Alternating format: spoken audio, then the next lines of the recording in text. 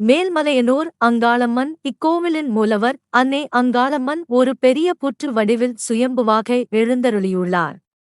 இதுவே இத்தலத்தின் ஆதி வடிவம் மற்றும் மூல சக்தியாகும். மயான கொள்ளை திருவிழா மாசி அமாவாசையன்று நடைபெறும் இத்திருவிழா மிகவும் பிரபலம்.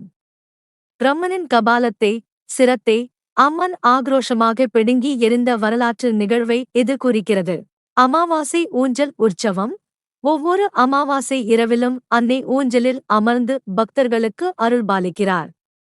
பல்லாயிரக்கணக்கான பக்தர்கள் திரண்டு வந்து அம்மனை தாலாட்டி வழிபடும் உன்னத நிகழ்வு இது. சிவபெருமான் சாப விமோசனம் சிவபெருமானைப் பற்றியிருந்த பிரம்மஹத்தி தோஷம் நீங்கிய புனித தலம் இது. சிவபெருமானின் கையில் ஒட்டியிருந்த கபாலம் இங்குதான் அவரை விட்டு விலகியது. தீய சக்தி நீக்கும் தலம். பில்லி, சூனியம், ஏவல் மற்றும் மனரீதியான பாதிப்பு உள்ளவர்கள் இங்கு வந்து வழிபட்டால் அன்னையின் அருளால் தீய சக்திகள் நீங்கி நலம் பெறுவார்கள் என்பது பக்தர்களின் அசைக்க முடியாத நம்பிக்கை ஆகும்.